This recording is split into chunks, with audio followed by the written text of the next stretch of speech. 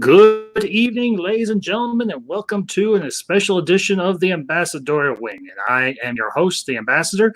And tonight we are going to celebrate 100 videos of a rather momentous occasion for the channel. And with that, we are going to cover a topic I have just been dying to sink my teeth into, and I've got a great panel to discuss this. We're going to talk about a great franchise, both in media, in cinema, and just a huge cornerstone of my childhood and a lot of others. We're going to talk all things X-Men. And tonight, with me tonight, I have got two great panelists, Nobody Geek, aka Jesse, and Mladen. Gentlemen, thank you for being here this evening. Glad you could join in on the stream and discuss this great topic with me. How y'all doing? We're doing fine. Thanks for having us. As always, I've said I'm honored to be here. So, all right, guys. Well, we're going to break this down because we've got a lot of ground to cover, as the old saying goes. And first things first, to the chat, got a few people coming in. To my moderator, Shea Storm Dragon, thank you, my dear, for being here. Appreciate it, as always. And to Netcat, hello. Glad you could be here as well. And obviously, we'll have more people coming in. So, fellas, as we talked about beforehand and everything, we're going to just, we'll start at the foundation of this great franchise of X-Men. We're going to talk about the comics. And where I came in on X-Men comics was honestly in the 80s and 90s and everything, with a lot of the storylines that were established. This was I think the third iteration of the X-Men franchise. So we'll talk about some of the crossovers. We'll talk about some of the storylines that they had done. And guys, your thoughts and everything on the X-Men comics, just in general.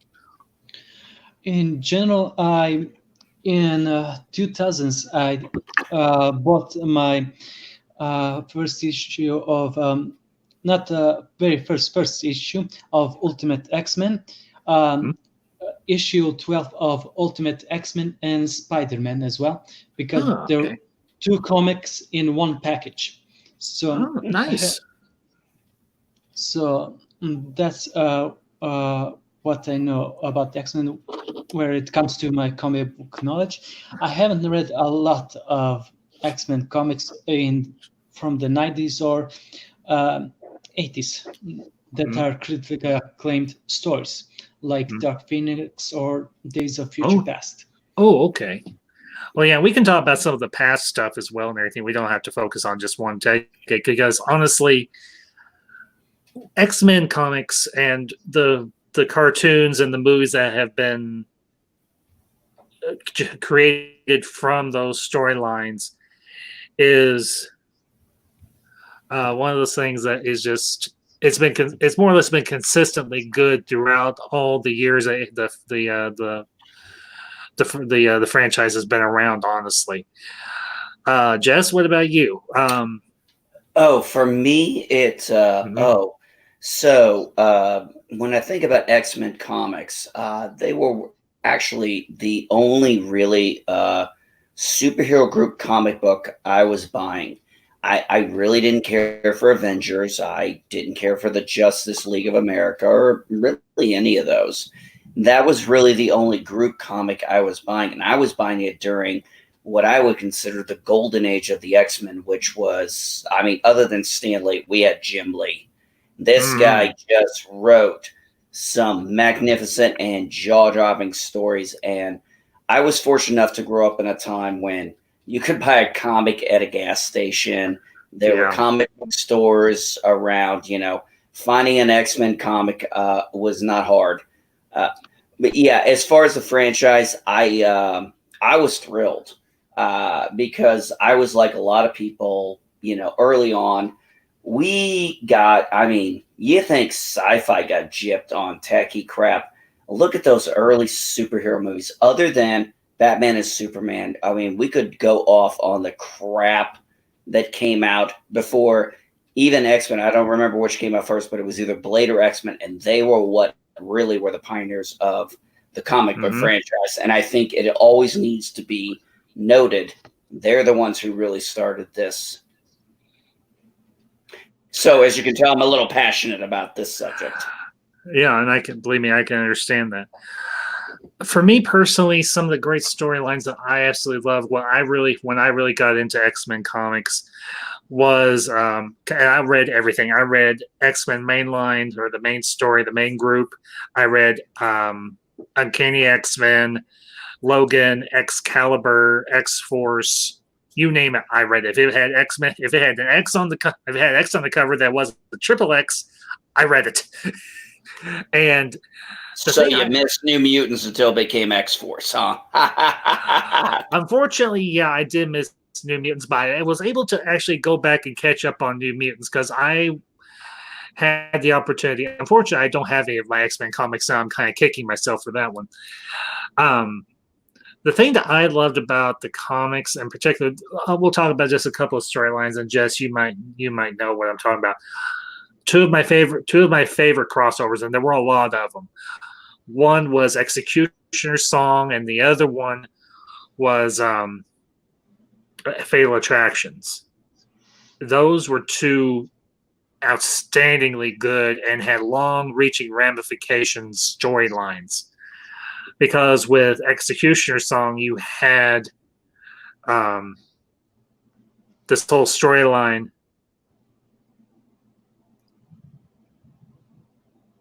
Okay.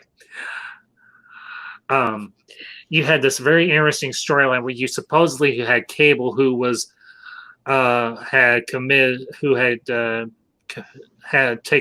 a suicide attempt on Charles Xavier, and you come to find out that later that it actually wasn't Cable, but rather it was a clone of Cable, and that's honestly something that was very intriguing to me. So, and to the chat and everything, everybody who's coming in to Berserker 99, welcome, sir. Thank you for being here. James Clark, artist, thank you, sir, also for being here. Netcat, glad you could join in. Hope y'all enjoy the stream and everything. Tonight we're celebrating 100 videos on the Ambassador channel, and we're talking about all things X-Men and everything, the comics, the movies, the cartoon, the whole shooting match. The other, back to Executioner's Song. This was a storyline that actually had a lot of threads in it that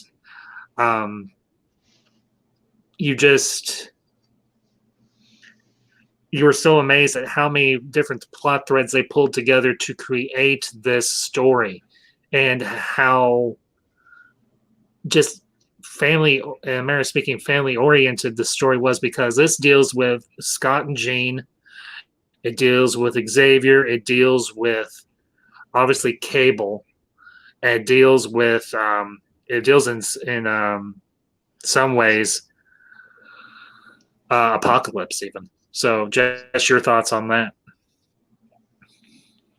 Oh, I'm trying to even think when that one came out. It was I think I want to say mid-90s. So I'm going to be honest with you. I think I missed that one. I might have missed that particular one. I'm trying desperately to remember that story arc, but it's just not sticking with me. I apologize. Okay. No, that's okay. Well, question: did you read Fatal Attractions? Was that one that you had read? I think so. Yes. I'm just saying it feels like it's been so long. I'm trying to remember story arcs. I'd probably would better. One of the biggest story arcs I remember was about what happened with Wolverine, and that storyline where he gets his adamantium ripped out, and there were other. Actually, Jess, that was actually Fatal Attractions. That was Fatal. Okay, I think Fatal Attractions was the one with the holograms. Remember, they were putting it had the hologram cards on the front. Yep. Yes. Okay. Thank you. You got to remember, I'm terrible with titles, but yeah, I remember. Yeah, that was one of the. That story had a lot in it. You had I mean, didn't Colossus at that point, his sister dies, and Charles is trying to give him some encouraging words and stuff, and Colossus is just, I mean, I don't know who drew it and penciled it and colored it, but the expression on Colossus's face, I mean, one of the most uplifting Russians you'll ever meet, and he just gives a cold, dead look to Xavier like, I mean, I don't remember what he said, but it was powerful. The what had happened, this was in the aftermath of Executioner Song, actually, where Strife had released the legacy virus upon the mutant population of the world. And Ileana, Rasputin Colossus's sister, who was actually a member of New Mutants or anything, her name was Magic, she had just died. And this is the storyline where Colossus actually defects over to the Alkalites, to Magneto's faction. And I remember there's an absolutely beautiful panel in one of the issues and everything where you have Xavier and Magneto locked in this struggle and everything, like a physical struggle, like wrestling or whatever, because Xavier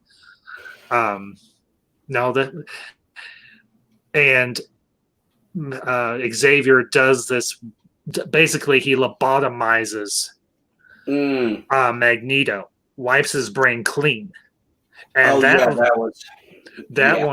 one right there and everything is just a huge, absolutely huge moment, because up until that point, Xavier had never gone ultra violent on anybody. And this was the one time, and it was actually in that moment, it was right in the aftermath and everything, when Magneto ripped the adamantium out of Logan's body, absolutely ripped it through the pores, and you see the rods of adamantium just coming through Logan's pores, and it's just absolutely gruesome. And I remember the follow-up and everything issue and everything to that. It was the final part of Fatal Attractions, and they're trying to keep Logan alive, trying to get him back to the Xavier mansion. And you don't realize just how grievous and everything his injuries are, because Logan can heal relatively quick, but the problem was this taxed his healing factor to its limit, and it ultimately changed him in the long run, and actually left him susceptible eventually to Apocalypse's manipulations, because Apocalypse eventually does restore Wolverine's skeleton to his body in the storyline The 12. And you were talking about just a absolutely monster of a story arc with Fatal Attractions, and just it had such long-reaching ramifications, because not only did it change Logan, but it changed Charles, because it was from that one event when Xavier ripped or mind-wiped Magneto that there was that corrupting force or whatever that dwelled, or the seed of evil, whatever you want to call it, that dwelled within Magneto, that leapt over to Xavier, and eventually that was the whole catalyst for the Onslaught storyline that completely changed the face of not just Marvel, but of X-Men and everything else under the Marvel title. So I'll let MK say anything first, because I got a lot to say on top of what you just said. Okay. I'd just like to point out that it had multiple artists like Andy Kubert, Adam Kubert, Greg Capullo, John Quesada, Ken Lashley, John Romita Jr. They had a top-notch group of artists and story writers and everything else. And for me, this was quintessential X-Men. This was X-Men at its absolute best. Did I like when they kind of did a refit on X-Men to kind of fit in line with the movies and everything, the Bryan Singer movies? Yeah, it was okay, but it just didn't feel like X-Men to me. Are you talking about Grant Morrison run on New X-Men? Yeah, it was okay. Honestly, I read it. It was okay, but it was just kind of lacking for me. So it was I wasn't antagonistic. I wasn't like I hate this. It stinks. It's just like it's okay. The storyline's all right, but the art just didn't seem quite as good and everything as comparison. And the storylines just didn't seem as compelling or whatever for me to continue investing my time and money in them. So that was my only thing. But that was just me and everything. I know a lot of people have said they liked Grant Morrison's run on it, and that's perfectly fine. If y'all liked it and everything, all the better. So because this is a franchise. This is a comic franchise that has endured since the 1960s. I know it took a little bit of a break for a while because readership was down, but it eventually leapt back in a big way, and it has pretty much stayed consistently good, at least and everything from as far as I understand. But those are just my thoughts. Aladdin, Jess. Oh, so when you were mentioning the first story arc you were talking about, and I was like, I don't remember, and then I was talking about something you said that was Fatal Attraction. I was like, that was actually, yeah. You were talking about when Logan gets the adamantium ripped out of his body. Well, yeah, where I was going with this was interesting. As this was the first time I ever realized that of a cross issue story arc. You know, you had to get Uncanny X-Men, you had to get X-Force, you had to get. And trust me, that was exciting for the first few times, but it's also one of my biggest demises in comics. I didn't want to have to get, multiple issues. Yeah, it got to a point, but that story was so engaging. Because of, like you said, so many powerful things. One of the things was Logan is finally he's done. He's ready to kill. He's done with Magneto. He's had it up to here with them. He's had enough. And then Magneto throws him aside. I mean, we're talking about one of the, fan favorite badasses. And Magneto throws him aside, swats him like a fly, and then gives him a literally like you pathetic person. I could have killed you anytime I've wanted, but I've let you live. Now I'm not saying it like he did in the Red Dude. It's like, now you've really pissed me off. I'm going to punish you. And then when he rips the adamantium out, you can feel the anguish and the screams just panel to panel, and the horror in the writing of the and the drawing of the characters. Yeah. And then that's what gets Charles to snap. Charles is like, I've given you, it was almost like karma is a bitch, because everything he basically said to Logan, Charles said to Magneto, where it's like, I've given you every chance. I'm done. I am going to destroy you. And he does worse than kill him. He destroys he destroys his mind. Yeah, he destroys his mind. Exactly. Which is even worse than killing in a lot of people's concept. Yeah. I mean, he crossed the Rubicon big time. Oh, yeah. And there were ramifications from that for a lot of years in comic books in X-Men. Oh, yeah. Yeah, and it was profound. It was.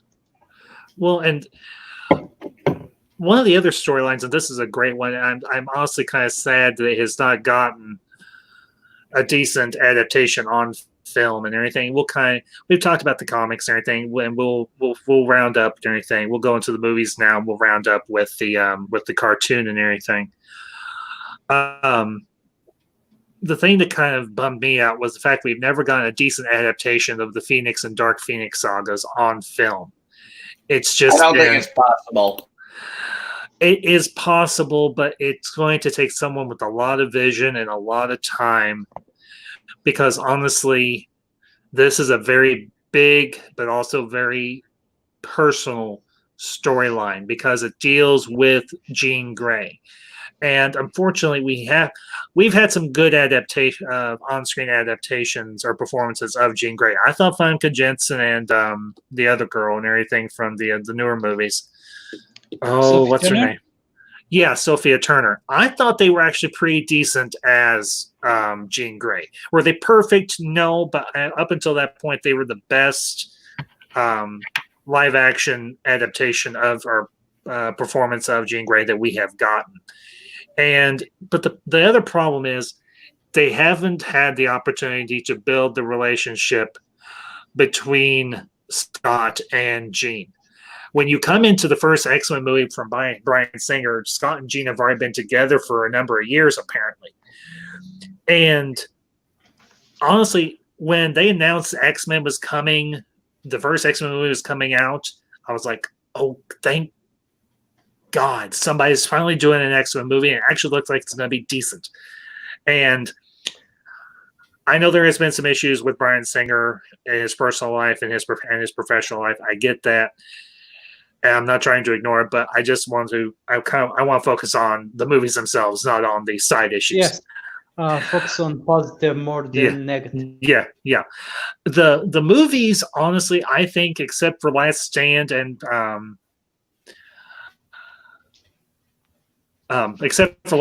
Dark Phoenix, I thought by and large they were all very good. They followed good storylines. The performances were good. The action was good.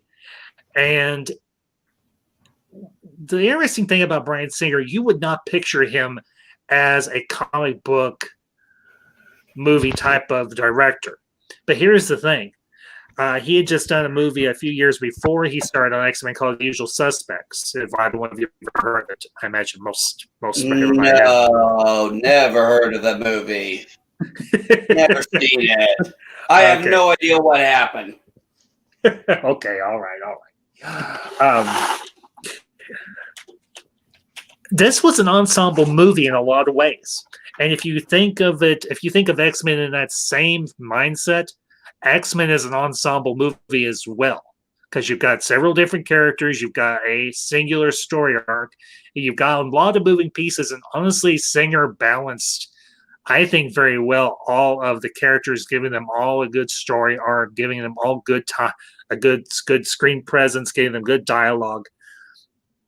And honestly, this cast is outstanding. And as far as I'm concerned, anything, this was a top-notch cast that they picked for X-Men, the first one, and even the second one. Your thoughts on those two, at least, I think, fellas? On Jean Grey and Cyclops, or just on the Bryan Singer X-Men movies, because we're transitioning. If you want to talk about specifically Jean Grey and Scott and anything in those, by all means, go for it. For me personally, I grew up with X-Men first two movies and the third one, and here's the unpopular opinion. I actually like The Last Stand. Okay. Even with its faults, I do like it because thanks to the first two movies, that last scene in The Last Stand where Wolverine finally kills the Phoenix, you can see him tear up and broken, destroyed, and the final push is killing her. I cried, and I still cry to that scene. It's too emotional because we know he was in love. We know he didn't have a chance to be with her, but you still feel sorry for both of them. Yeah. That's what was missing in the Apocalypse. I didn't see Dark Phoenix because we had two movies to get attached to the Jean Grey in the first two movies versus the Apocalypse and Dark Phoenix. Wow. Yeah, absolutely. Yeah,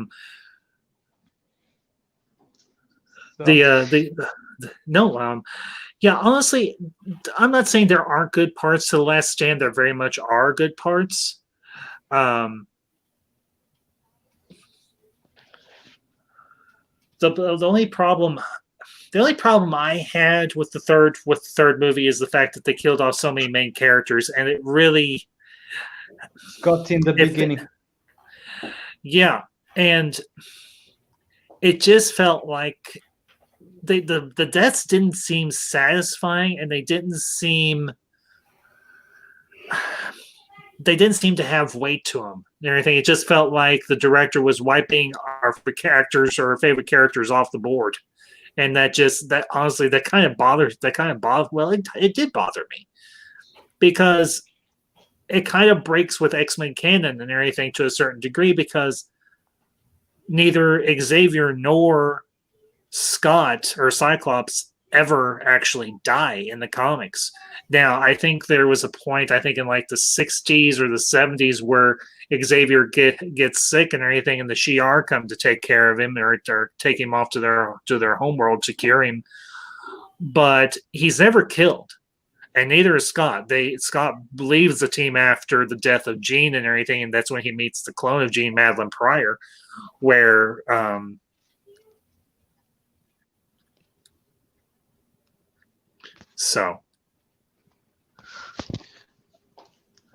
guys, yeah, go ahead. Go ahead, Jesse. If you want to say something, go ahead. Oh, sure. So when I first heard about X-Men, I was like, oh my God, my favorite comic book series, a group of characters is coming to the big screen. I was thrilled. And I remember, I don't know if any of you are old enough to remember and had this, but I remember I used to get a monthly copy of Wizard. Anybody remember that? Yeah. Oh, I do. Yep, I absolutely do. I remember Wizard. Yeah, where you go in, read about new comics coming out, and then you check the price guide for the comics you had. Yeah, it was quite fun. I remember there was always this casting portion, and they would say, if they made this comic book, who would do this? Oh, yeah. And they had the one where it was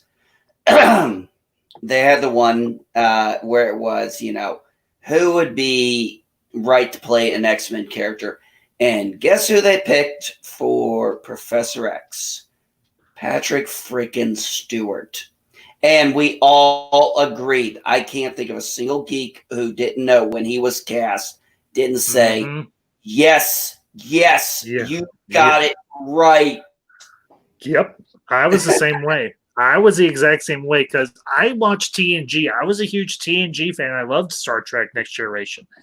And when they announced Patrick Stewart was going to be Xavier, I was like, you nailed it. You absolutely, positively nailed it. Thank you. And then you heard James Morrison was going to be Scott Summers. Famke Jensen was going to be Jean Grey. Ian Magneto. And you're thinking, holy crap. When Ian McClellan was cast, I was like, guys, like, I don't know who the rest of these people. I didn't know who Jackman was at the time. I'm like, you got Patrick Stewart and Ian McClellan. Would you just like my money now? I mean, honestly, that was before they had the meme. Here's my money. Take it now. Well, no, you'd be amazed. My very first movie I ever saw Ian McClellan in was Adapt Pupil, and I don't know. Yeah, I think that had just come out before he did Apt Pupil. Oh my God, have you seen that movie? I unfortunately have not, but I'm going to rectify that probably in the near future. Let me tell you something. I can't imagine a person like him playing a role like that, but he pulls it off beautifully. Yeah. The thing about Ian McKellen, he has such great range as an actor. I mean, think about it. He owned the 2000s in a lot of ways. Because not only was he doing Magneto, but he was also doing Gandalf. This is a hero. Yes. He's playing an antagonist and a protagonist, and he did both parts masterfully. I thought, absolutely masterfully, and the chemistry between him and Stewart were just perfect. They were perfect. They were go look. Absolutely perfect. McAfee and Fenderbash. Hey, if I said his name wrong, McAvoy and Fassbender. That's okay, McAvoy and Fassbender. Okay, I wasn't actually trying to insult him. I thought they both. I didn't think you were. Go ahead. No. I just want to make sure nobody knows. I was not trying to. I didn't intentionally. I know you didn't. I don't think anybody did. I thought they had good chemistry, but they just didn't gel like Stewart and McClellan did. Yeah. I mean, I liked them. I liked them as young Xavier and young Magneto. I honestly thought they did a very good job. Were they as good?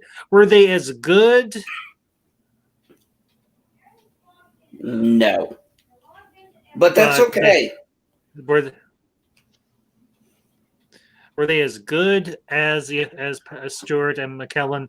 No, but I thought they still did a very good job. Regardless.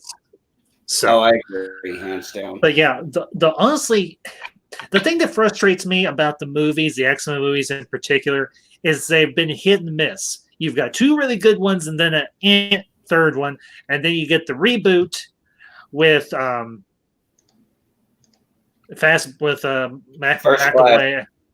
Yeah, First Class. I loved First Class. I thought it was a great story. I thought it had a great villain. It had Sebastian Shaw, which was a relatively unknown villain and everything for a lot of people. But for me, I could connect with the Hellfire Club and everything in that whole in the group and everything that they had for First Class. I thought Jennifer Lawrence as Mystique was very good. I thought she did a great job, honestly.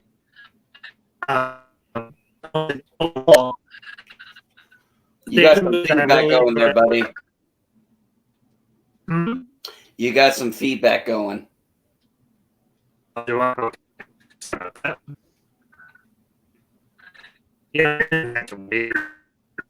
MK, can you hear that? Clearly. Yes, I can hear it. I don't hear him clearly. Let me try. Okay. Let me try something. There you go. Yeah. Now you're good. Now you're good. Okay, can you hear me now? Am I coming through clear? Yep. Yes. Perfectly clear. All right, good. Excellent. Yeah, the X-Men movies for me were they were hit and miss, and that was kind of a bummer for me. And I loved the first two, didn't like the third one. I liked First Class, and I honestly, absolutely, positively loved Days of Future Past. Loved that movie because it was one storyline from the earlier years of X-Men that I read and everything in trade paperback form, and I was like, I love this story. This is such a good one. And then when they announced that Singer was coming back to the franchise and that they were doing Days of Future Past, I was like, this is lightning in a freaking bottle. Thank you. Thank you so much for bringing me a story I absolutely love. Now, I didn't have a problem with the changes that they made with how it was Logan instead of Kitty Pryde that goes back in time, but they still had Kitty Pryde involved. I didn't necessarily have a big problem with her having that other ability where she can shift people's minds back in time or whatever. And everything, because they needed some sort of method by which to do time travel. But I honestly thought the Days of Future Past movie adaptation was probably as good as we can get as an adaptation for that particular story. So, guys. I'm going to tell you this. I really, really enjoyed the first movie. Mm-hmm. I loved the second movie, especially when Hugh Jackman got to cut loose for a little bit of the movie. Yeah. It never bothered me that he was tall because I always felt that having a beefy, burly, 5'4" guy was probably going to be unrealistic for them to cast. So I was cool with it. I actually thought it was so hilarious when I found out that in the first movie, Hugh Jackman thought he could just get ripped in a couple of weeks. And then when the director saw him or whoever saw him, like, okay, we'll do the shirt off scenes last. and they're like, "You got to get some work done." I mean, something like that. I was just like, and he realized, "Oh, I really didn't think this through," something like that. I enjoyed the second movie hands down, but I'm with MK. I actually enjoyed overall X-Men Last Stand. No, I did not agree. That's how you should have done the Phoenix story arc, hands down. That was not a good way. But the rest of the movie, I enjoyed. I felt genuine anguish when Scott died. I felt genuine anguish when Picard died. Picard, shit. Sorry. Xavier. No, it's okay.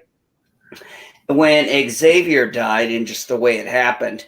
But, then there's those moments where you got to remember where Pyro is talking to Magneto and he's like, I would have killed the guy. And, Magneto is not recovering from this. He's dealing with it as best he can, but he is like, he stops the guy and he's like, Charles did more for mutants than you will ever know. My only regret is he died without seeing his vision. So even though those two had such an opposite dynamic, he never wanted anything bad to happen to Charles. Or really, I mean, yeah, he did some bad things and questionable things, but he never really he never wanted Charles to be harmed in any reality. And I felt that anguish. And then when he got his powers taken away, and that was kind of like reality check. And then they kind of gave you that little movement thing. And then Days of Future Past, I absolutely loved. I can kind of fanfic away some of the continuity errors. To me, they're just not. They're not so bad that I can't, work around it or come up with or work with a fan theory. I loved Wolverine. I love Days of Future Past. I love Logan. And the Wolverine and Logan. Those were very. Logan especially. It was like. Aladdin, just out of curiosity, did you have an opportunity to see Logan? Yes, I saw it in the movie theaters. Okay. You mean, the movie we were begging for, the the Unforgiven of comic book movies, and I'm gonna put it there. Yeah, and I would agree and everything. This was like, I've heard a lot of people make this statement. Going to see Logan was like going to a funeral for a close friend or a family member even, because this was Logan's swan song. This was not Logan at his best. This was Logan after a lifetime of fighting and war and just all the stress he has gone through. And I've just been I love the fact that you have that connection between him and the young girl and everything. I say it's his daughter, even though it's a clone of him in a manner of speaking. That's his daughter. And to the chat and everything, and to Jeff B, Sir Nerd Lot, thank you for coming in, guys. Appreciate it. Everybody in the chat, thank you. I hope you're enjoying the stream thus far. So make sure you hit those like buttons, share this out with your friends, everything if they are a fan of X-Men, because like I said, we're doing a deep dive on X-Men tonight. Logan honestly had a lot of interesting things going on in it. I love the fact that this is a broken Logan. It's even a broken Xavier, and you feel heartache. Even though these are fictional characters, these are characters that have been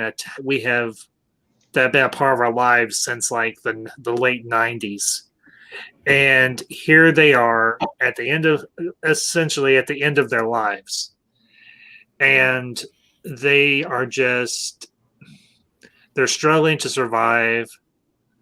Logan's no longer the badass that he once was. He's broken. He's worn down and everything, and he's just trying to get by as best he can.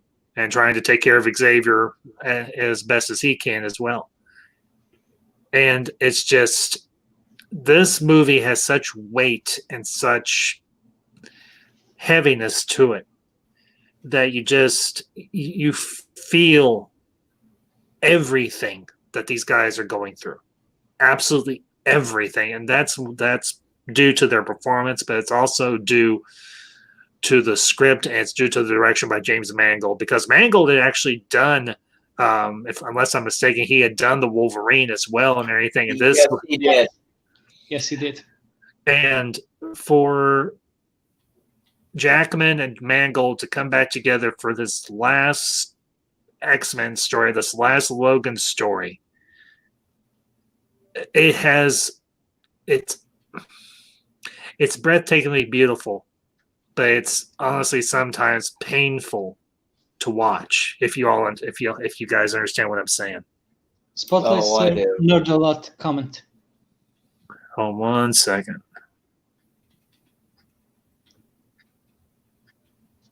Yep. Yeah. I did too. Yeah, damn right. Yeah. Same. It's like an old yeller or shit.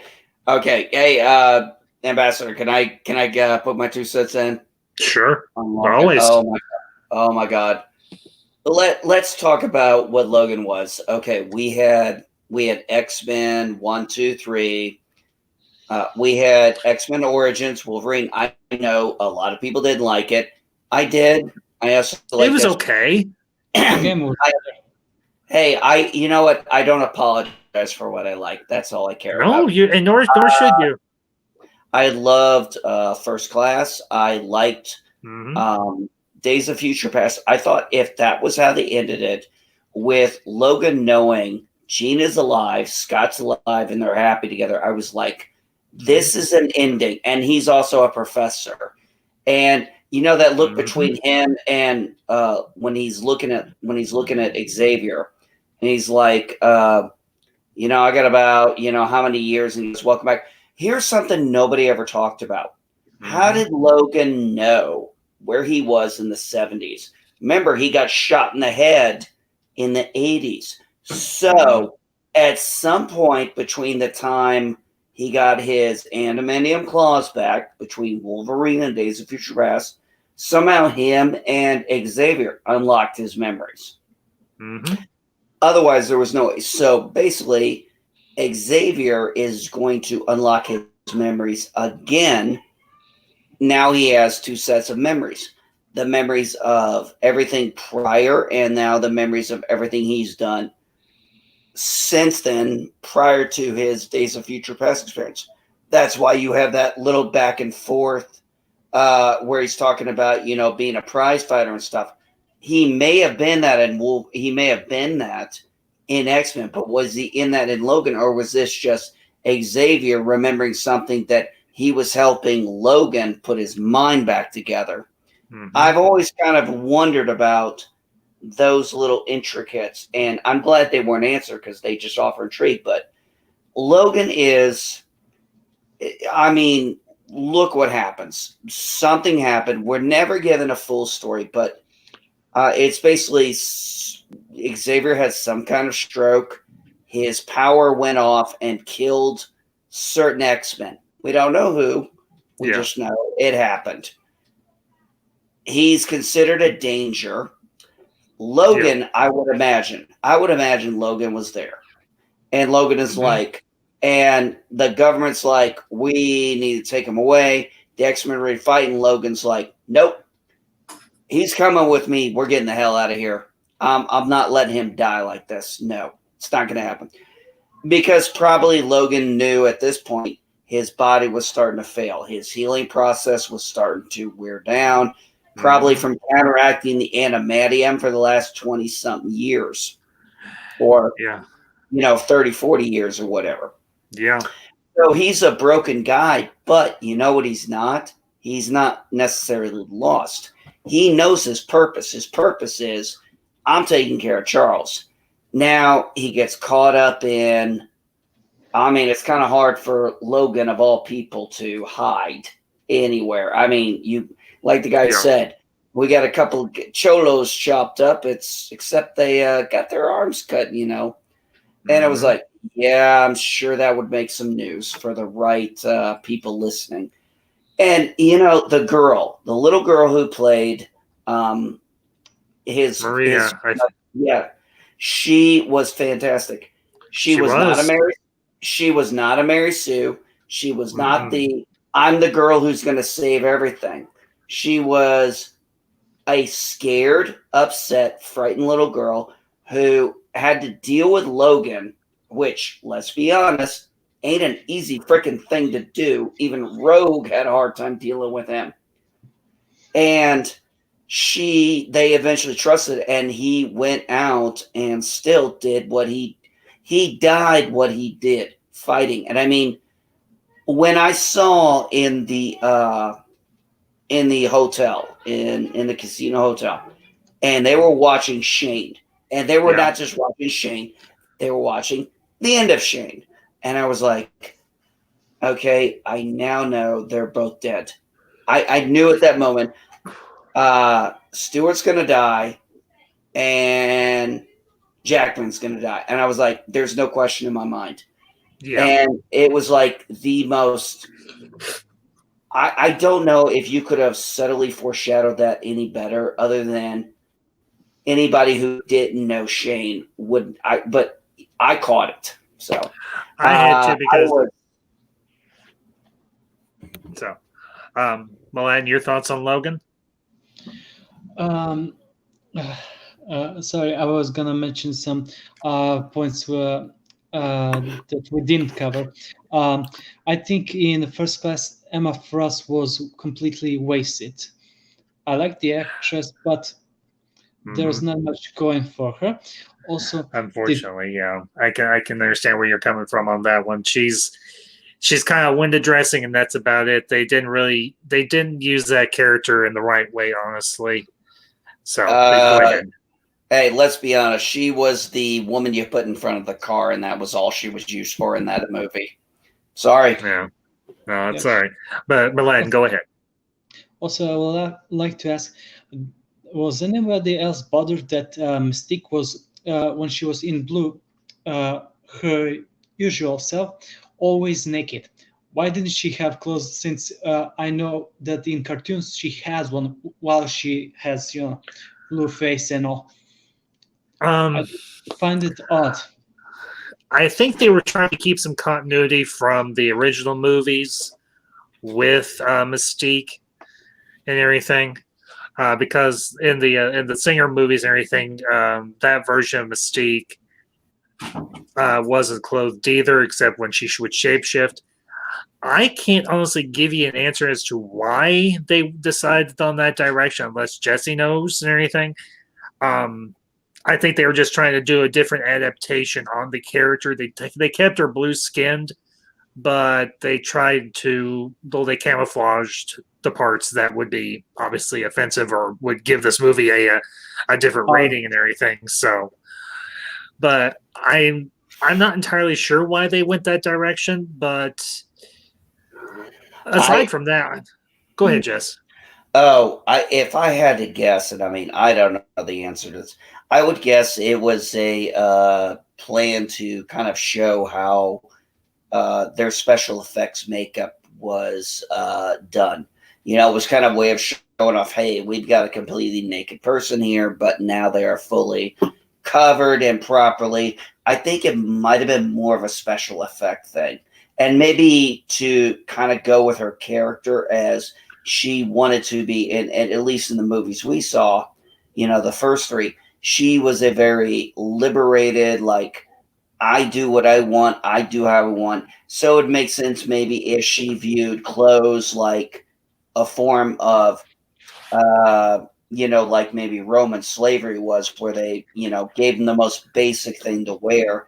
Maybe she thought clothes made her uncomfortable because she didn't feel the need to wear them, so why have them?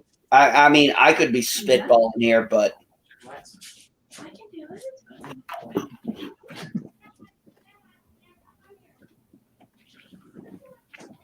what do you think, MK? Am I my rocker?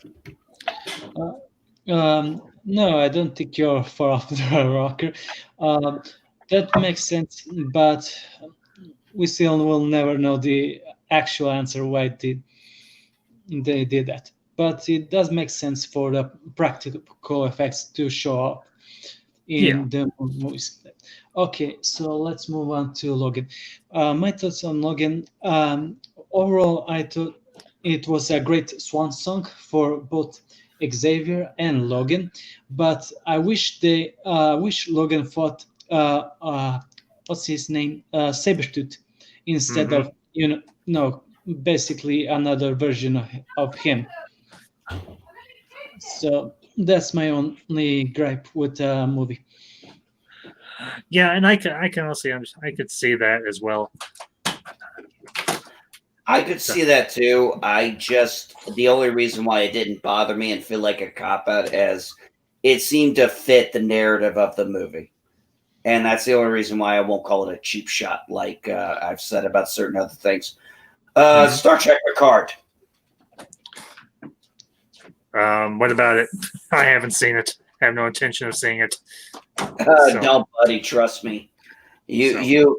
Trust me. If you see anything on my Twitter about that, just ignore it. You don't want to know. Okay. Okay. All right. But yeah, the other thing about Logan that I genuinely appreciated was the fact that this was by no means your atypical comic book movie. This was actually a vast departure from the normal comic book movies that we had gotten up until that point. This was almost this was like a drama. This was like a heavyweight drama type of film More rather than I like thought it felt like a Western. yes, Yeah. Western drama. Yeah, I would agree. I would agree with that. Western drama, absolutely. It's almost like a cross between a comic book movie and a Western, in a manner of speaking. So, yeah, that. So, but anyway, moving on.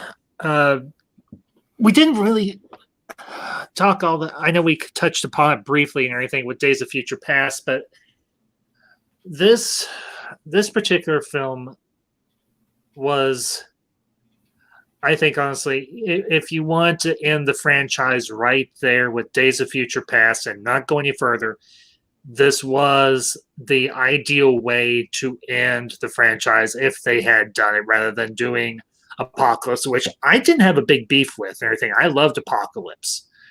As far as Dark Phoenix, I didn't see Dark Phoenix, and when I heard all the backstory behind who was in charge of it and everything, I couldn't bring myself to watch another version of The Last Stand, in a manner of speaking, or another poor adaptation of the Phoenix Saga. But with Days of Future Past, you had a perfect ending to the whole universe, I thought. Anything, because it kind of capped off the story arc with the First Class crew, and it also capped off the story arc for the original cast, or anything from the Bryan Singer films. Did we lose him? I don't think I did anything. He might have dropped out. There he is. He's back. Okay. Oh, okay. Oops. There you are. That's okay. Sorry. No, that's all right, Mladen. It happens. I was checking comics instead of going on X. I accidentally That's okay. clicked the button No worries. to leave. So No worries. what did I miss? Nothing. No, nothing really. So, you didn't miss anything. We were talking. I started talking about how I thought Days of Future Past was the perfect ending and everything. If you want to watch these in a particular chronological order, you could honestly go from Days of Future Past into the Wolverine and then Logan, and it would honestly end seamlessly. I don't know. I've always felt that if you were going to watch these in a chronological, I'd go with First Class, Yeah. Wolverine, X-Men 1, 2, 3, Wolverine. The first one was Origins. Sorry, Mhm. Days of Future Past. And if you want to quit at Days of Future Past, quit there. Otherwise, jump straight to Logan. That's how I think it is, and I've watched them that way, and I've been quite pleased with it. Okay. But I would agree. Days of Future Past really had an all around. Hey, we're gonna, if it, you could kind of think that they thought, we might get another movie, but if we don't, let's fix, let's fix what the fans are mad about. Yeah, Fans weren't happy exactly. about that. Like I said, I like Days of Future Past. MK likes Days of Future Past, Yes, but I do. a lot of Mhm. people didn't. And Yeah. you know what? I have never had a problem with anybody's reason why they didn't like the movie. I actually understood it. I just disagree. But that's back when geeks could do that. Nowadays we can't do that, it seems. Mhm. But I thought Days of Future Past kind of put the cherry on the top. And the only reason why I can't in there is just because I think Logan is just too damn beautiful a movie to let go of. I would wholeheartedly agree with you. I really It- would. If Logan sucked, I would have stopped the Days of Future Past. But Logan is just too good a movie for me to be like, I just can't stop. I got to go and watch this movie. I mean, I thought, and one of the great parts is is in Wolverine when and I can't think of the lady's name, the one who was his protector. She said, "I saw you dying, holding your heart in your hand," and then you realize, Yuriko. yeah, Eureka, and then you realize what that meant because Mangaloid did both movies. Was he was holding his daughter's hand, and he was holding his heart in his hand, and you remember what he said, this is what it feels like. And there's a moment he goes, this is what it feels like for a brief moment. No matter what he finally felt, he's like, I think he finally understood what it was like to be a parent in a family. Just my guess. And to Orange Hat Reviews, welcome, sir. Glad you could join us. Hey, Orange Thank Hat. you. How you guys doing? We're doing okay. We're just we did a little discussion on the X-Men comics. Right now we're talking about the movies and everything. So, and we're going to round out the discussion with the cartoon, the '90s cartoon. So, well, I do want to, before you round it out. Well, no, we're gonna go for a little bit. So, if you want to backtrack any, if you want to talk about any of the comics and everything, or any of the story, the movies are more my forte. Okay, we can stay on the movies. That's fine. Please. Yeah. By all means. I do like Days of Future Past, but I like the Rogue Cut. Yes. I have not seen the Rogue Cut. You need to. Yes, the Rogue Cut is actually infinitely better. How's it possible? Is almost near perfect. Because it just adds just enough to be like, okay, why didn't they put there's another movie that did the same thing where it was like, yeah, you were talking about, no, he was talking about Aliens the other day. Remember? Oh yeah, Alien 3. Yeah.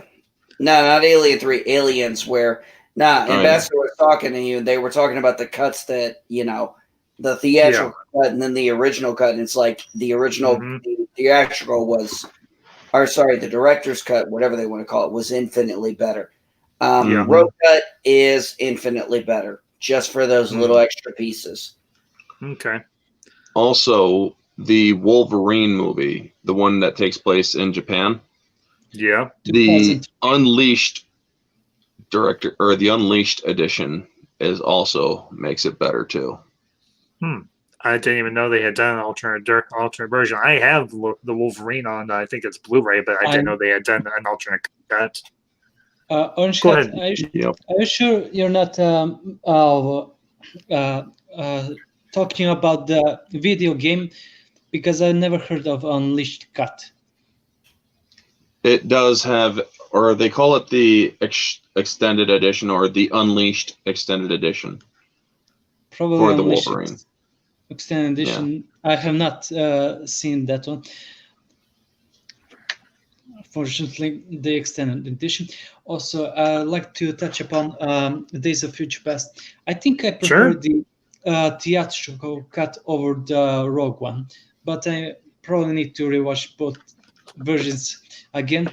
But I don't know, something about the theatrical one seems just perfectly fine for me. I know they added the Rogue scene and additional dialogue, but I theatrical cut was just for me better. I don't need the reason why Rogue wasn't there. And honestly, I can understand that. I mean, all points of view are welcome here, obviously, and everything. There's no wrong answer. If you like the extended cut, all well and fine. If you like the original, that's good too, because by and large, I think a lot of people would agree that this adaptation of the storyline Days of Future Past is one of the best ones that has been done, period. And because you had the right cast, you had the right director, you had the right script writer and everything, and they tried to stay faithful to the tone and tenor of the story. Now, I remember the comic, and I remember it being Katie Pryde, and they get sent back in time, and they use that device, and they use Rachel Summers' abilities and everything to cast her mind back in time to her younger self. So they did keep that part and everything. It's just the fact that they had it was actually a telepath instead of actually Katie Pryde, who had her powers had evolved, that sent Logan's mind back in time. Well, let's be honest. We are talking about a movie here, and Hugh Jackman was the him, Ian McClellan, and Patrick Stewart were the big hot three. IPs. Yeah, they were the big three. Yeah, very much so. But the other thing, the thing I liked about the upboot or the reboot movies and everything, or the soft reboot that they did with First Class, is that these were all decade films, because First Class took place in the 60s, Days of Future Past took place in an alternate future / 70s, and then you had Apocalypse, that took place in the 80s. I'm guessing Dark Phoenix took place in the 90s. Yeah. So, and I love the aesthetic and everything. I love the period aesthetic that they used for the 60s and 70s and even the 80s to a point. It all felt real. It felt like a lived-in world. It felt organic. It didn't feel. I mean, it was these were comic book movies, but they did their research on each period and they did it accurately, and I appreciate that fact. They were the first. They were the MCU before the MCU. And a matter of speaking, kind of, I could see that, Jess. Yeah, definitely. So there is or sorry to intervene. No, you're fine. Go ahead. X-Men 1, the very first one. A lot of people wonder what happened, or actually it's X2. A lot of people wondered what happened between X2 and X3 about why Nightcrawler wasn't there and whatnot. There was an actual game for the PS2 and Xbox, I believe, that actually covers all of that, because you also see that Sabretooth, the guy that played Sabretooth, the wrestler, from Taylor the first Maine. movie, he was actually in the movie or in the game, and you find out why he's not around anymore either, because basically Wolverine left him in China, stuck to a bunch of rebar. But it also had the Master Mold and the Sentinels and even the Silver Samurai. Interesting. It's like, these are all very well and good, but after the Wolverine movie came out with the Silver Samurai, it's like, you're kind of retconning your own universe. But that's why I hate it when they say that was like this whole thing with back in, and I'm going off topic here, but remember when they were like, hey, we're going to make new Star Trek. Hey, here's a comic book. It's called Countdown. Oh, hey, we're going to make new comic books about the new Picard series. Oh, wait a minute. Is this going to contradict the old comic book? Oh, no, it won't. And it does. And it's like, this is why I'm like, if I have to read supplementary material to know your story, you've done some piss poor writing. Mm-hmm. Funny thing about that, it's not as much of a digression as you would think, because Star Wars or Star Trek and X-Men are actually connected. Really? Yes. No, Hank McCoy. Hank McCoy is Bones' ancestor. I could believe it. That's a good one. Yeah, I'm not joking. There was a comic that they did it with. And also the X-Men, or there's a novel that the X-Men actually go to the Next Generation timeline as well. Hey, there's comic books with Doctor Who going to Star Trek, but that don't mean it's canon. True. Well, all I'm saying is that they have connected those two universes, Star Trek and even Star Trek Next Generation, to the X-Men. And I remember the novel I read, Picard actually has to talk to Xavier, and he went into a holodeck. He goes into a holodeck and brings up Xavier, and Xavier's like, "I can't read your mind," but they also make a comment on how alike they look, and he's like, "Now I understand why a lot of people say that I look like this guy." It's like, yeah, it's because it's played by the same person. Hey, that was always the funny joke when we were watching, what was it? Captain America, was the Civil War where Falcon came in, and it was like somebody on his list was Star Wars, and I remember somebody like, boy, he's going to be shocked when he sees Mace Windu. Yeah. And how? Yeah. But yeah, the movie, now you guys asked how would you put them in order? Basically, the way I see it, First Class would go first because that was basically the actual start of how it started. There was no divergence in the timeline. Now, then you would go 1, 2, 3. I honestly do not count X-Men Origins because it's just god awful. And I understand. I mean, there are some you have failed entertainment qualities to it, but the movie itself is just not good. But yeah. Then I would do X1, 2, and 3. Then I would do Wolverine, Days of Future Past,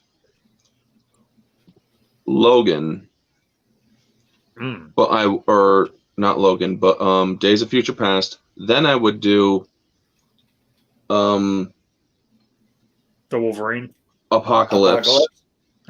Because the Wolverine actually leads up to Days of Future Past. That's right. The second end or the post credit. He's in the airport and he's like, "I'll take the pat down," and the other guy's like, "You can go ahead, sir," and he's like, "I'll wait," and he goes to attack everything him. Freezes. Yeah. To the chats, to Berserker 99, good night. Thank you for coming in, and to 2Med2, thank you for coming in, sir. Appreciate it. And to my new subscribers, Shea had mentioned something a few minutes ago or so, and everything that I have 2 new subscribers. Thank you for subscribing, folks. I appreciate it very much.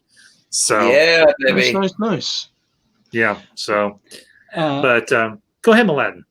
Sorry, I have to ask the ambassador, what game are you talking about that tied in the first 2 movies? Because I'm aware of the game X2 Wolverine's Revenge, but I never heard about the game that ties the questions between the first 2 movies.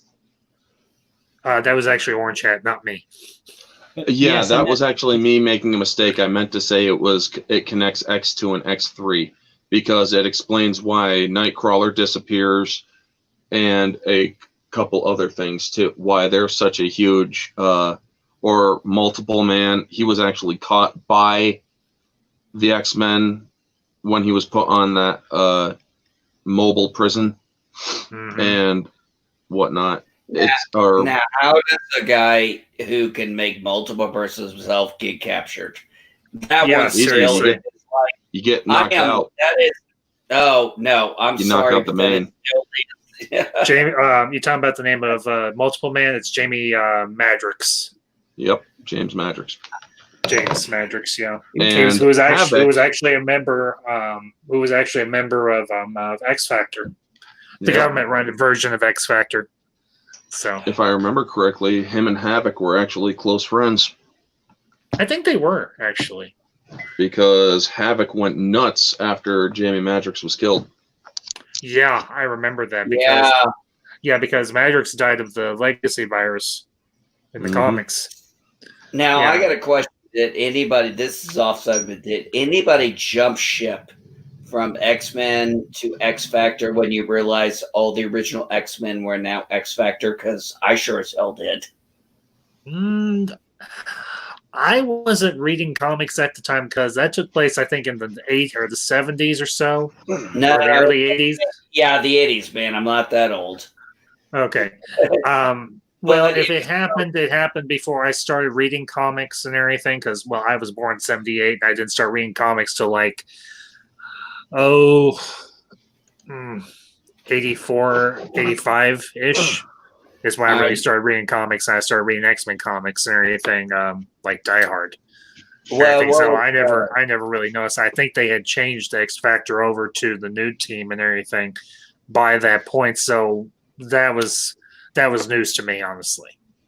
Oh, yeah. That had one of the best, shockers you ever saw, though.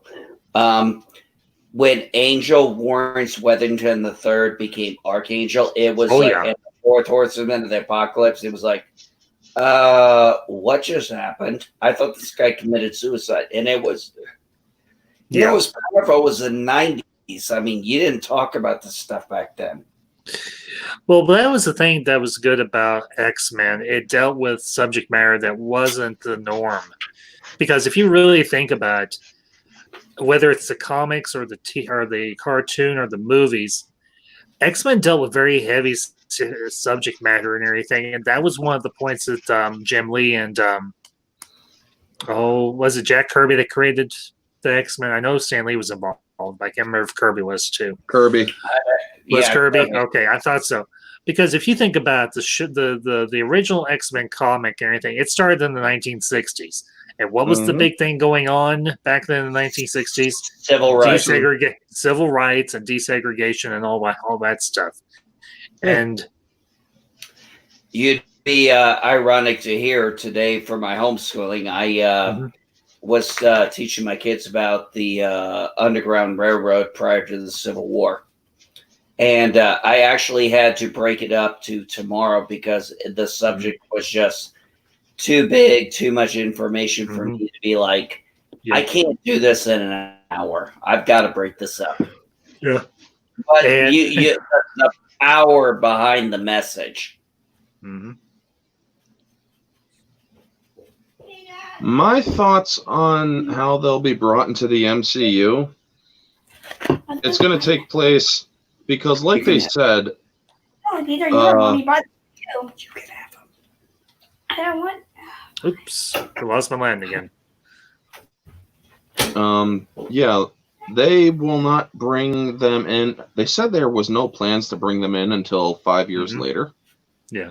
Because they already had the MCU planned out. Yeah. And now, don't get me wrong, this New Mutants one with freaking Magic and these other mutants that I have no idea who they are.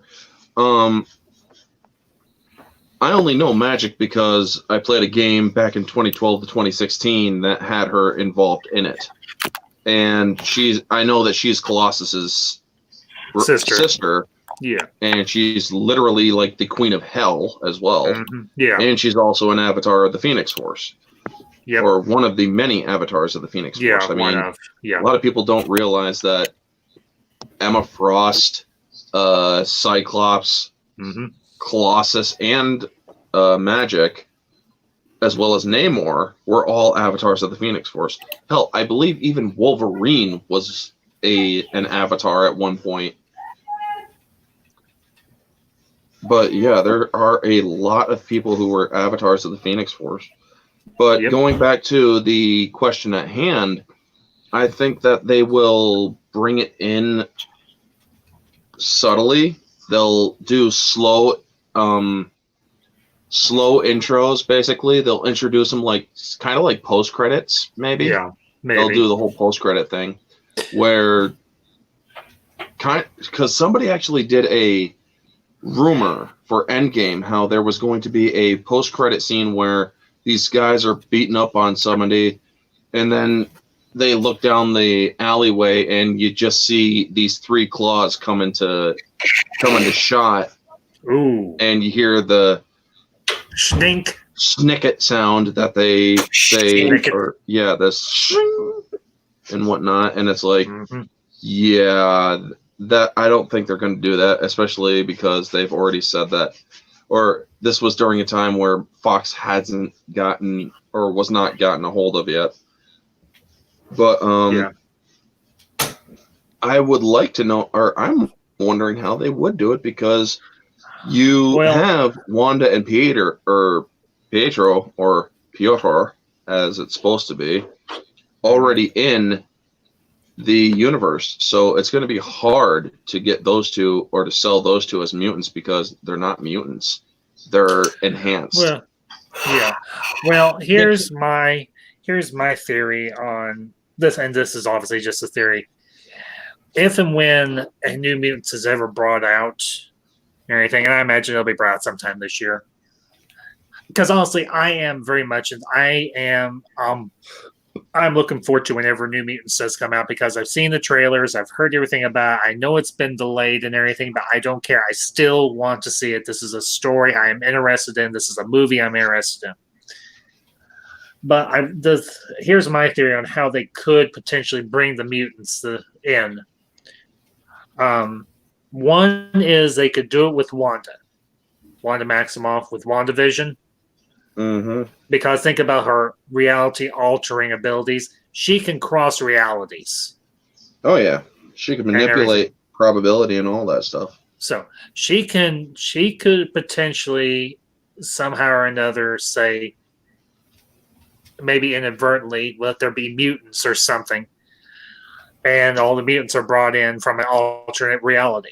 Here's another one, and it goes into New Mutants.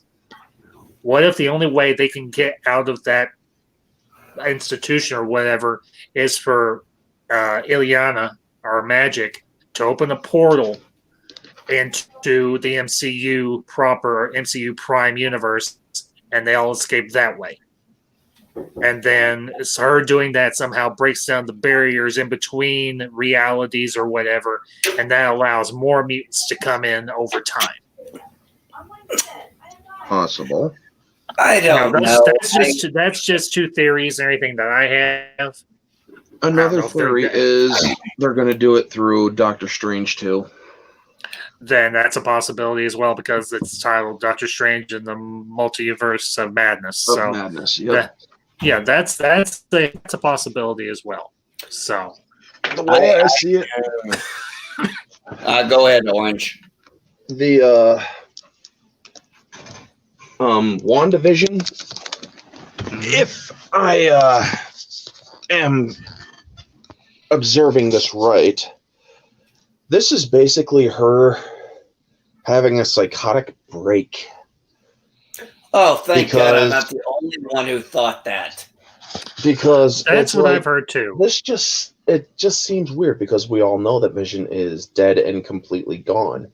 Mm-hmm. Now, there is a comic where he is alive after that jewel was removed, and he's like White Vision, but he lost all of his emotions and whatnot. He went straight android. Yeah, I remember that. That was yeah. He was on the Avengers West Coast team. Mm-hmm. He was West Coast. But the thing is, Wanda doing this whole WandaVision thing where it kind of looks like a freaking sitcom, it's probably her trying to find a suitable reality that she can be Mhm. happy in because she loved Vision. Now, Yeah. because of her psychotic break, she could easily re-warp, or she could easily warp reality to the point where history and all time and all of that shit has changed, because people don't realize, and this was actually confirmed by Are we talking House of M level? yeah, this is basically, they might pull that, Mhm. but, or a similar concept rather. But one of the funny things is, people don't realize this. When people were saying that Captain Marvel was the strongest Avenger in Endgame, somebody from frickin' Marvel actually came forward and said, no, it was Kevin Feige that actually came forward and said, Wanda was pretty badass. I mean, she was ripping Thanos apart, getting ready to literally dismember him. And if it Oh, yeah. wasn't for him basically going suicidal and saying rain fire, she would have. Oh yeah. Yeah. She was would have. like, seriously, it's like, oh my god, man. When I saw her pop in front of him, you took everything from, I don't even know who you are. You are. You will. I honestly thought love she this was. Before scene. I die, before you die, you will. Yeah. So I honestly thought if she killed him, I'm gonna be like, you know what? I'll be okay with this, because she killed Ultron, or a version of Ultron, after her brother Mhm. died. So I was Yeah. like, I was like, I was okay. I was glad how it ended, but I would have been okay with that. But not damn only it, that, she took out. Not only that, in Infinity War, she took out a couple of members of the Black Order. She Yep. took out Proxima Midnight, and she Mhm. took out a whole bunch of the troops and everything they brought in too. The Outriders. But Yep. yeah, the Outriders. But yeah, and kind of steering us back on. Kind of steering I us don't back know on. how we're gonna get on it. I'm Yeah. sorry. That's I'm all a- right. No, it's all X-Men. right. But yeah, back to No, the I'm like, X-Men. I have no idea how they're going to bring the X-Men into the MCU. I mean, but they did a good job of doing it with Spider-Man, so I'm gonna give them the benefit of the doubt at this moment. Yeah, I agree. The way I see it, it's going to be difficult because you're dealing with World War II era mutants. You're also dealing with 80s era mutants. These Mhm. mutants have been around. You're telling me that there has been no real because Captain America freaking fought alongside Wolverine Yep. Yep, in the comics. and Nick Fury. Mhm. Yeah. And it's like, So I would love to know how they're going to do it, but honestly, I have MCU fatigue. I think we all do to a point. So, But don't to you- the X-Men, Wouldn't that have been a great movie if they had gotten a Wolverine and Captain America in a World War II epic adventure? well, actually, Oh, man. we can kind of use that as a segue because we can. There's an episode of the '90s cartoon from X-Men where they do have that story. mm-hmm. Yep, and everything. It's a yeah. It does take place during World War II. It is. I think Logan at that point. This was before he was enhanced with the adamantium and everything, obviously. But he was working as a secret special agent for the Canadian forces or whatever, and they teamed him and Captain America up on a mission.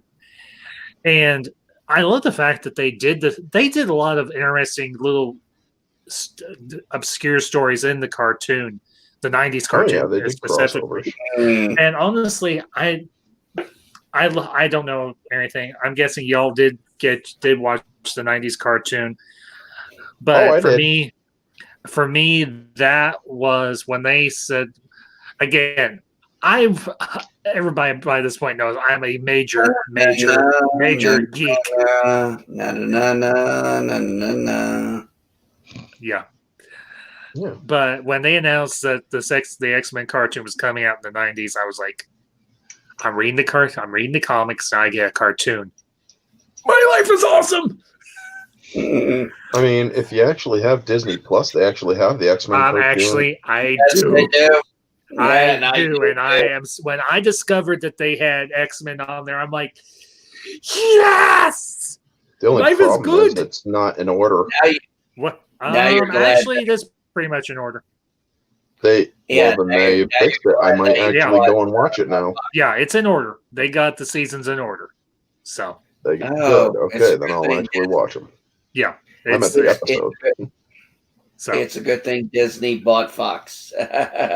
well, yeah, because think about it. You We'll got see about that. I say I one more was time, being Aladdin. sarcastic. I didn't catch it. We'll see about that if it was good thing to buy Fox. I'm Yeah, still they're actually kind of regretting it right now. I was kind of just being a little sarcastic because we were Yeah. talking about the X-Men. And look, I have Disney Plus, and oh my God, the X-Men. I love I don't know if any of you watched Honest Trailer on YouTube, but I do. yeah, one of theirs was they did an Honest Trailer about this, and they said the number 2 animated series ever of the 90s. They said, and when number 1 is Batman, number 2 ain't that bad. And Yeah, I was like, I love both of them. And I love the show. It was just, it was so like, wait a minute, there's a comic book cartoon on TV.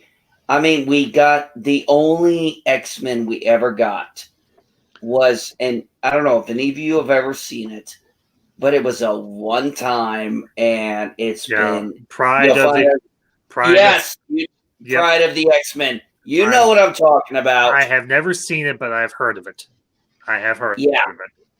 Oh yeah, and that was our first and only taste of X-Men, and it was a cartoon, and that was it. We never saw anything again, and then this show came out, and I'll give them credit for having balls. They started with Jubilee, but then they built on it with the Sentinels, and you're watching crap go wrong, and you're like, wait a minute, and then she's like, she screws up an arcade game.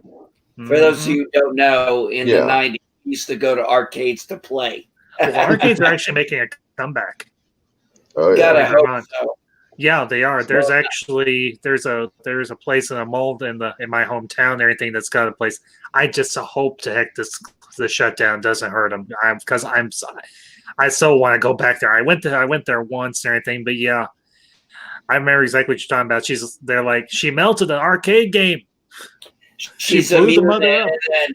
And then all of a sudden the Sentinels show up, and then the X-Men show up, and you're watching it, and it was the funniest thing about it was Wolverine was like the animated version of a Joe Pesci trying not to cuss in Home Alone. I know. Oh yeah. I know what you're talking about. It's like, oh my gosh, man. Yeah. Well, and okay, this is one little nitpick I have about the X-Men cartoon. Storm's dialogue at times. Oh yeah. What? Who the heck talks like that? It's like, they basically made her not a weather witch, they made her a conjurer through words. And it's like, you're a mutant. As Mystique said in X-Men First Class, mutant and proud. You're a mutant. Be a mutant. Yeah. It was just, oh my gosh. That was the 90s for you. That was the 90s for you. And believe me, Ambassador, I am right there with you when it came to Storm's cheesy dialogue. I mean, other than that, I am Storm, master of whatever sky. You mistress of sky, I'm gonna scare the shit out of you. Oh, why are people scared of it? And then the next dialogue is, why are people afraid of us? Oh, people don't know it. You just shot lightning in front of our face. I think I'd be pissing my pants right now. I think I'd be pretty afraid too. I know. Yeah. I know. Oh my God. I do. Oh, did anybody ever see that? Or there was the scene. It's in the '90s X-Men where Rogue was fighting Apocalypse, and she's on the ground, and Mhm. she's just in that really kind of semi-provocative. I mean, her butt is basically perfectly defined. I mean, that became a meme. It's like Apocalypse would smash that ass. Orange, only you would think of that. But no, it just come on. reminded me of that. Rogue had the body. Rogue had I the know. body. You could have dropped a quarter on that thing. I do like I when know. she or You when could have Gambit. bounced a quarter of it. I do Well, for like when him. Gambit goes in for a kiss on her though, and she Oh, is yeah. so pissed off because she accidentally absorbed his powers. She Yeah, couldn't even get a cup of coffee. Milan, you've been quiet for. I was. Oh, sorry. No, it's okay, Jess. Milan, your thoughts? Sorry, I'm gonna go back to how they're gonna transition into the MCU. I think Okay. it will be through WandaVision, maybe season 2. I don't think they will introduce them in Doctor Strange Multiverse of Madness. Okay. And Yeah. here's a hot topic. What do you guys think if they introduce X-23 from Logan movie, but she's not a little kid, she's already grown up? Yeah, they need to bring in the adult one. Yeah, I'd be okay with that. If they either bring that same actor or they get a new actor who. No, not the actress. I'm talking. She's all grown up, but she's from that universe, and she's suddenly into MCU. I'm talking about that because at the end of Logan, she's still live and breathing. So. Oh no! Yeah, no. I'm saying if they can do the character like they did with Logan and transition it in, I'd be all for it. Hands down. Yeah, I would be fine. Before the merger, I was like, I would actually go see this girl in a solo X-13 movie or X-11 or whatever. I would too. I mean, I would have hands down. If they put her in, I want them to put her in right. The one thing they didn't touch upon in Logan, even though Logan was a great movie, the one thing they didn't touch upon with X-23 was her trigger scent. Oh, you're right. And it's like, yeah, the trigger scent, which I can't remember who it was that created it, but if she is exposed to this scent, she goes into a psychotic rage that she will kill indiscriminately until either it wears off or until she is out of the area where it is seated. Is that like Wolverine's Berserker Rage? Yes, but it is actually, it's triggered through an external force instead of an internal. Yeah, because wasn't she programmed or something with that? She was meant to be the end of Wolverine. Yeah. She was created to kill Wolverine specifically, which is why they actually brought her. Her introduction was not a comic. Her introduction was a television show, which was X-Men Evolution. Oh, really? Yeah. I didn't know that. I didn't get the chance to see X-Men Evolution. I saw like the first season of it, but after that I just didn't have the time to follow up on it. So I didn't even know they had brought her in on that cartoon. Yep. She was a female clone, which nobody questioned at the time. It's like, how do you create a female clone? It's easy. You tweak one thing, and that's the chromosomal count. Yeah, pretty much. The X, or you tweak the Y chromosome to an X chromosome. There you go. Instant female clone. She can literally be identically genetic except for one chromosome. Huh? Hey, wasn't that what they said in Jurassic Park? Exactly. It's basically genetic editing. That's all it is. Yeah, And pretty much. Hey, one of the cool things X-Men beat is Jurassic Park to it. now people actually wonder why she has claws on her feet and only 2 claws. It's like, well, honestly, Charles Xavier explained it pretty well in Logan. Yeah, he did. Yes, Yeah, he did. It's the female difference. And pretty much. believe me, man, when I saw that movie when she was walking out with that dude's head and just rolls it right over to the guy, it's like, fuck? It's holy time. I'm like, what the fudge? This chick just sorry, I say chick, the kid, but don't draw any conclusions to that. That's not. Anyway.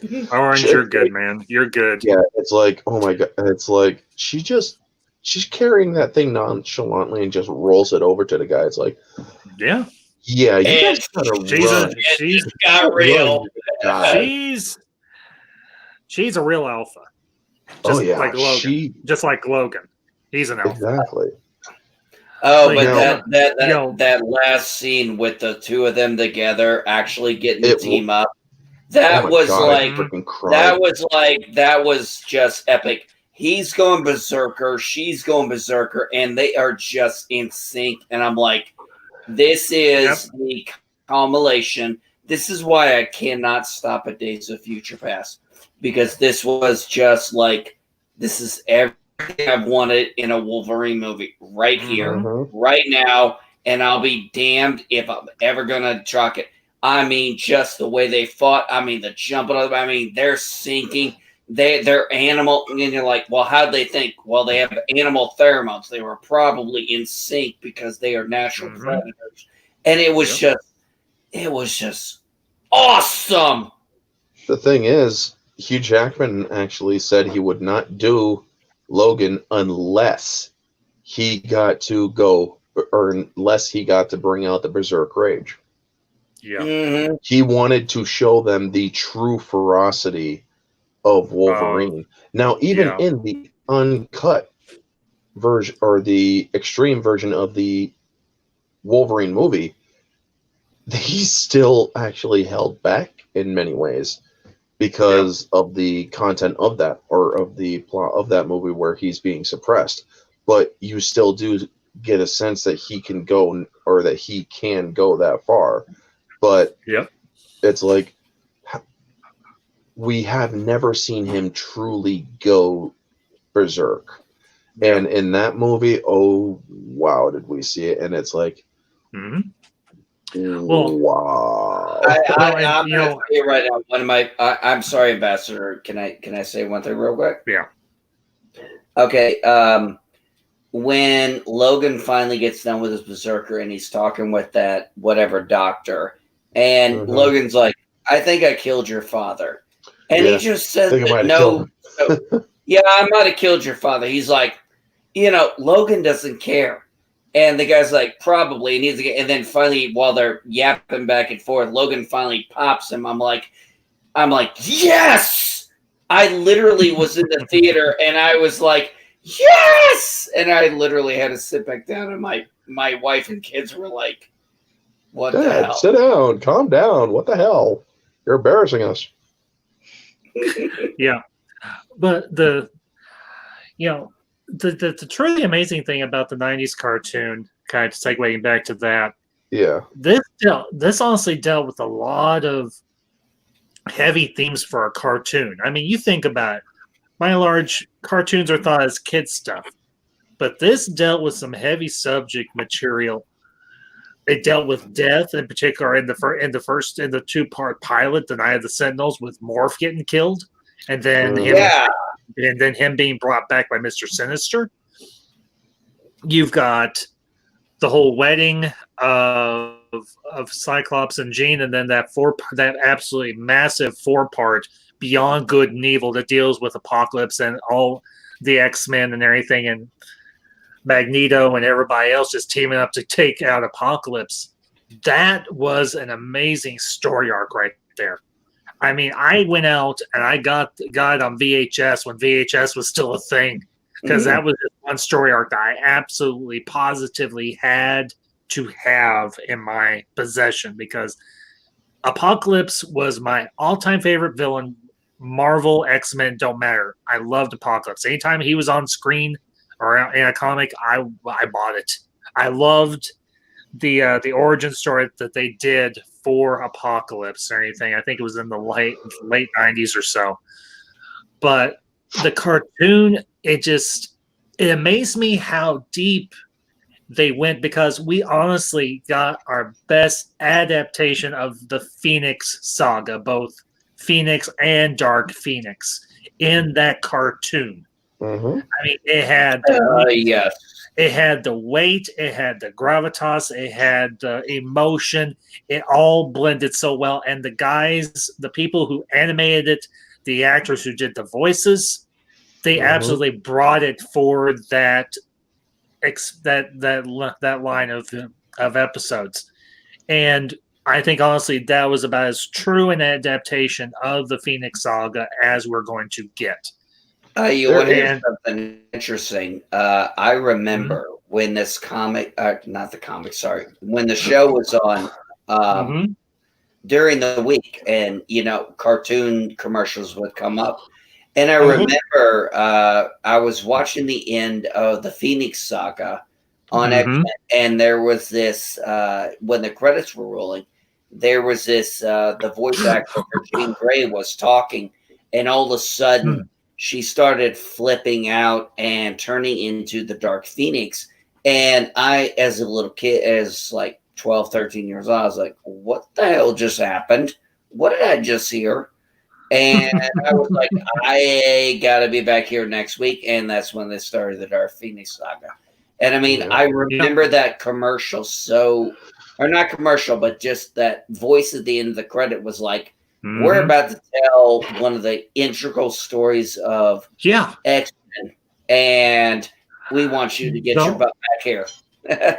The only gripe I have is we never got the connection between Scott and Dean and Cable.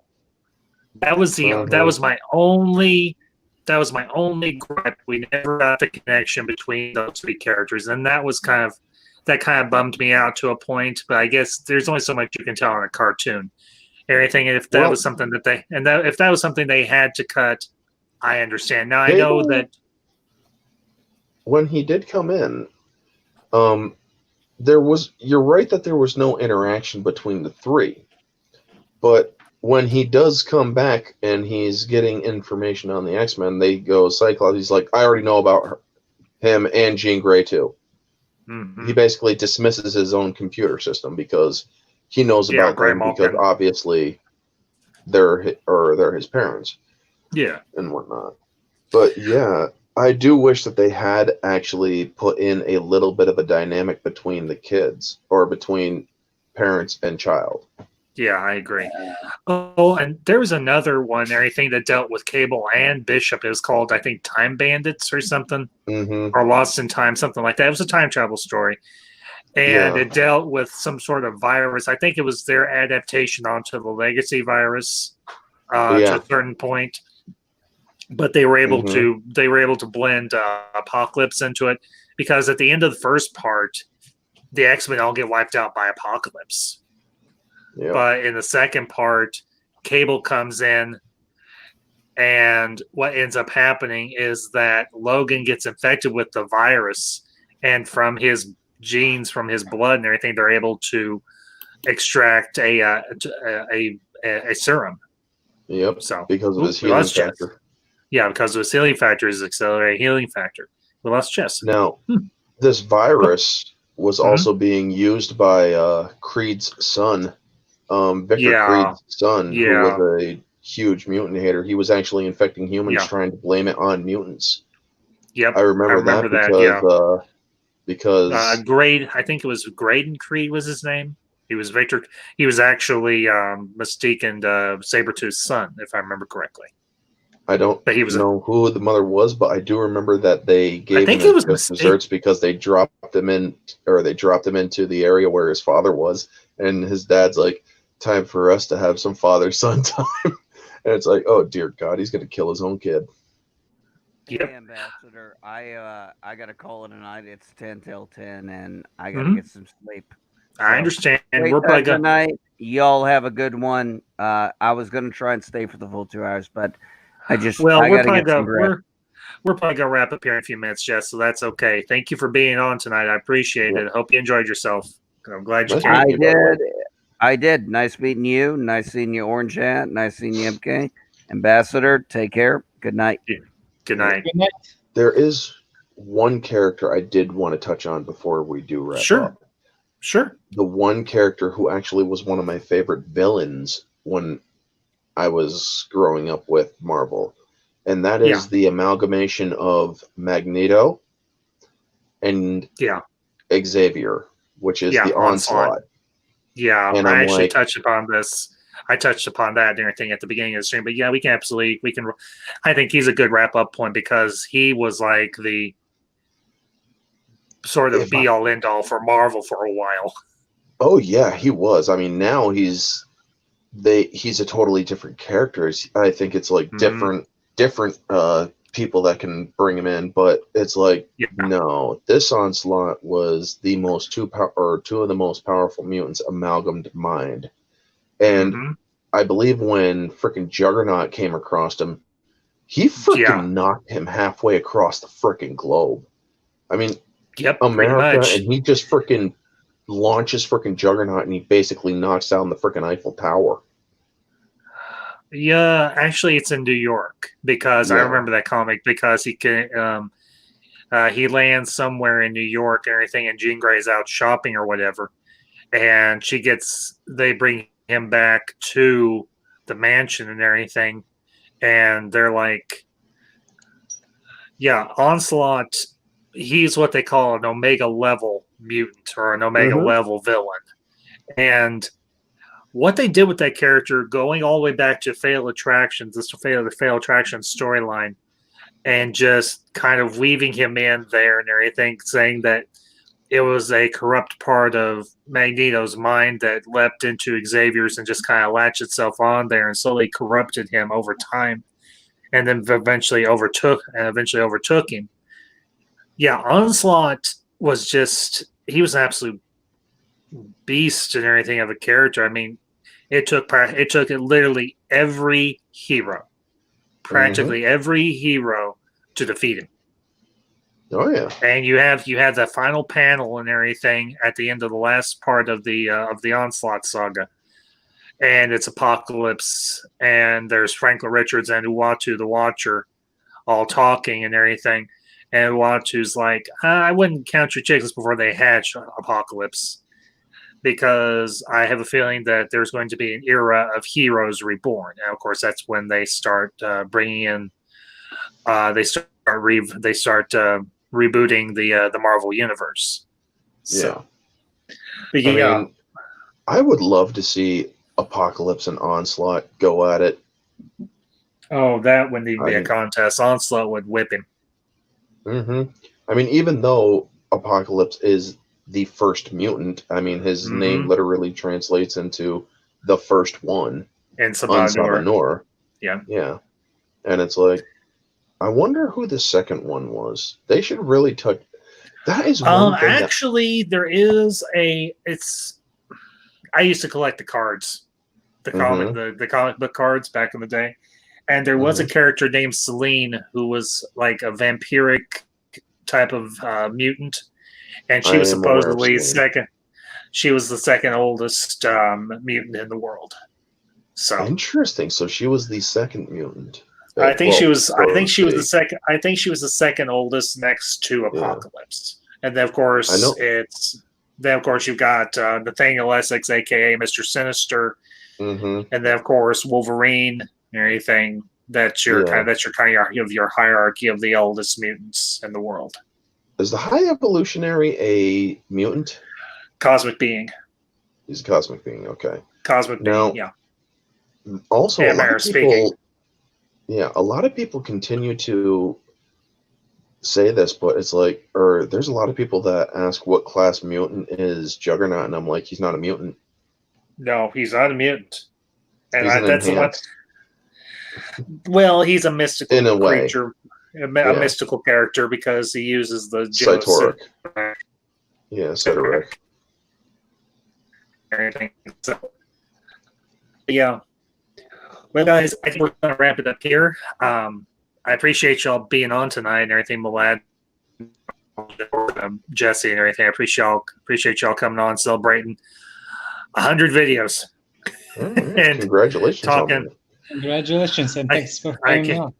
I can't believe it's been that many, and I just started in November, and it's been incredible and everything. Interacting with all these people, with everybody I've gotten to stream with, and all the content I've been able to put out there for everybody, and by and large, it's been very well received. I could obviously with everybody watching my content and everything, and I'm very sincerely humbled. I appreciate y'all's support, and here's to another 100, and however long this goes, I am grateful for the opportunity to bring my love and passion of pop culture, be it 80s, 90s, or whenever, to the chat, everybody in there that's been in here tonight, 2Med2, Star Wars Network, Sir Nerdlot, Netcat, Kathia Star, Shea Stormdragon, a wonderful and very gifted moderator. I appreciate everybody that's been in tonight. It's been fun. I hope y'all enjoyed this. To those of you who will catch this on the replay, I hope you all enjoyed as well. Make sure you hit that like button, share this out and everything with everybody that's an X-Men fan. I hope we had a good discussion. I like to believe we did. And this weekend on Ambassadorial Wing, we will be covering the films of Mel Brooks. So be sure to tune. Actually, Jesse was asking me that same thing. I'm thinking I'm probably going to stick to my same time of 8:30. Stone Loki's actually having a watch party over on his channel. He's going to be watching the 1980s Flash Gordon. So I might go be in there for that for a little while, and then we'll just segue direct. I'll just segue directly into my stream on Mel Brooks, and we'll be talking We'll be talking Mel Brooks movies, from his earliest work to his last few. With everything that's going on, I believe laughter is the best medicine, aside from medicine being the best medicine. So be sure to tune in for that. It will be at 8:30. Be sure, and I'll obviously tweet something out on Twitter. I'll put stuff in the Grey Order Discord and what have you. And just keep your eyes and ears open for that, folks, or anything. Again, thank you for all your support. Thank you for tuning in tonight. I deeply appreciate it. If you come across this channel and you are new, if you like what you saw, if you like what you heard, consider hitting that subscribe button. So until next time, folks, this is the Ambassador signing off. Take it easy. Bye.